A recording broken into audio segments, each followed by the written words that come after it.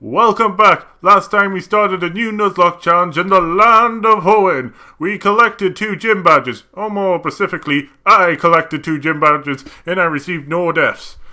I wondered if I was ever going to receive any deaths on this run. 2 more days spent and I was in the process of training when I received my first death. So who was it, you may be asking? Well, here's the story about a little Voltov that lived in a Poké world, and all day and all night he aimed at my Pokémon like a moron, inside and outside. I'm a blue dabba baba die. Yeah, that's right, my meditate died. His replacement is Aaron. I'll explain later on. And now a history lesson. In my standard Pokemon Emerald Nuzlocke run, my starter died to the Voltorb, who decided to use self-destruct, ruining my plans for the entire gym battle. However, through strategic gameplay, I managed to come out with only that death. Rest in peace, Jeremy the Grovyle. Now it's time to get my revenge on Watson for what he did to my son! Training Aaron the Aaron was a little annoying. Because of my strict level limit rules, since my Pokemon were already at the level limit, experience share could risk my other Pokemon becoming banned until the level limit is brought back up. Since all my Starlocke Pokemon start at level 5, this could become a problem in the future. Eventually I would have to tackle this problem, but for now, the Marvile gym awaits. As you can see, I managed to evolve Super Zigzagoon. This makes the first time I've managed to evolve a Zigzagoon into a Linoon in any of my Nuzlockes. To avoid what happened to my Grovyle last time, Super the Second should be able to get a headbutt in, and then I'll switch into Aaron to take the blow. Well, that happened. Next up, Electrike. After healing from that scare, I took down Electrike without any issues. Magneton, a Pokemon known to cause massive issues for players that are unprepared. Paralysis, now that could have been an issue. Luckily, I was prepared for that. That practically gave me a free switch. Hooray! And after his first attack taking about half my HP, I had a choice to make. Attack now, which would risk a potential death, or heal, but then I would likely be in the same place next turn. So, I took the first major risk of the Starlocke. Luckily, this time it came through. Last up, Manectric. I decided to give Aaron a go. This is the point where I'm going to tell you why I picked Aaron. For starters, his defense is really good, and is 4 times resistance to normal type attacks. The second reason was because I accidentally thought that either Rock or Steel had resistance. It didn't. And to make matters worse, Aaron has a lackluster special defense which led to this death. And the sad thing is, I still haven't told Aaron about Aaron's death yet. That's a conversation I do not want to have. So the job fell back onto Super the Second to get things back on the road. Although healing Super the Second turned out to be a challenge in and of itself, almost killing himself in the process. Yikes. Once I got around to attacking, nothing stopped me, and I went on to pick up my 3rd gym badge. And to think, in a short space of time I went from a deathless Nuzlocke run to a one that had 2 deaths. And we're at the 4th gym and here's my team for it. Wait, where's Ice Cream? So you think a water type would be good against a Pokemon that has a 4 times weakness? So yeah, the Team Magma boss Maxie murdered my Ice Cream. I can't show you that battle since, like the Meditate death, it happened outside the gym battle so I didn't record it. First things first, Aaron was replaced by Beldum, who could evolve into a Metang. This is because of the level limit being brought up. And second was Totodile, who is a water type, and average is a fire type gym. First in was Numel, and she's out. Slugma managed to at least survive 1 hit, but her fate was all the same. Canerupt also proved no challenge because of that 4 times weakness. Actually, that didn't do a whole lot. Yeah, I was lying. Next thing I knew, Matt, who was supposed to be spelled with 2 T's as I recently found out, fell in love with Canerupt. That's not supposed to be doing that much damage! Eventually, he defeated the love of his life. Finally, it was the gym's toughest Pokemon, Torkoal. First hit, and I guess I don't have to heal this turn. Not even an overheat would be enough to take me down. Wait, what did I just do?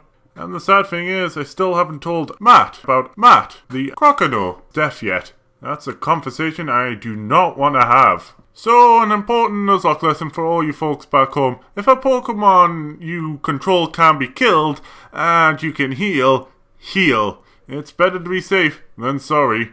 Now, it's time to finish the job, so I didn't get the KO. At least Torkoal is at low health. And there we have it, healing. My mortal enemy strikes again. Instead of using Super the Second, I thought to get out a Pokemon that had a resistance to overheat. I ended up just keep on healing, and then I waited for an opening to use Sand Attack. And that's when I find out Torkoal has an ability that prevents that. Well, that sucks. More healing. And then a critical and a paralysis. Oh, what's with my luck? That brought me back into the healing hoop. But next I can... Another paralysis? Why is this happening to me? And then the body slam critted. And the sad thing is, I still haven't told Callum about Calumet, the Combuskin, deaf yet. That's a conversation I do not want to have. So at this point I thought, well, since Torkoal had run out of overheat, why not bring Metang out? Only issue, Torkoal definitely didn't run out of overheat PP. And the sad thing is, I still haven't told Jordan about Jordan X, the Metang, deaf yet. That's a conversation Dennis, I already know. You always name a Pokemon Jordan or Jordan X. So tell us, what type of Pokemon was that, and what did I get beat to? No, what did I get beat to, and what type of Pokemon was that the other way around? Sorry, my bad. Well, Jordan, since you so exquisitely put it, well, firstly, the Pokemon you died to was a Torkoal. And for the type... Water type! No, it wasn't. Fighting type! No. Steel type. You wouldn't put a steel type in front of a fire type. Nah, you wouldn't be that foolish. Oh my god! This is script. Time for Fat Sonic. And please just make this torture stop. Wait, did Torkoal just get poisoned? Wait, did Torkoal just hit herself? I might be able to do this. I actually might be able to win this. Never mind, that was a heal. Back to the drawing board, and eventually I got her health back down to red.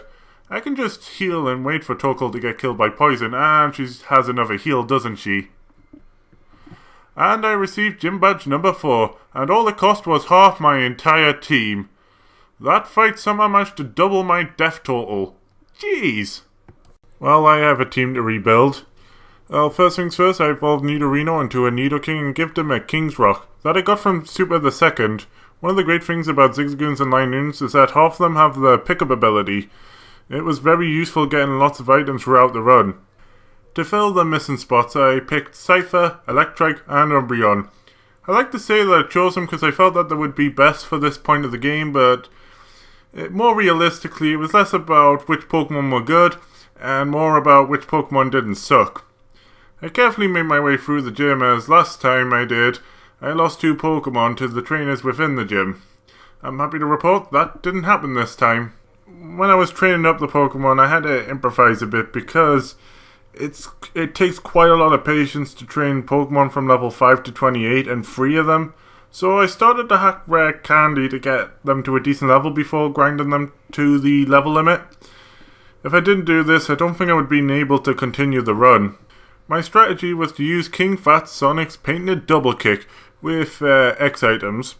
I started to use the X items as planned, but then I found out that Norman's first Pokemon knows a Psychic type move. I probably should have continued Xing up because Vigoroth was probably the bigger threat. Because after this, Nidoking continued to live with 7 HP left. Well, I went on to knock out Vigoroth, and then it was Linoon, and it's a level higher than my own. This cannot be. Finally, we have Norman's strongest Pokemon, Slacking. With Slacking low in every second turn, I got the perfect opportunity to see how much damage I could do. Well, thanks, Dad. With me powered up with enough X attacks and Slacking having low enough health, I knew I could just take the win. Well, at least. You think I would be annoyed by this, but this means that Daddy over here won't heal Slacking, giving me an easy win. And for the first time since Dewford, I make it out of a gym with 0 deaths. And funnily enough, I forgot to turn off the recording. Huh.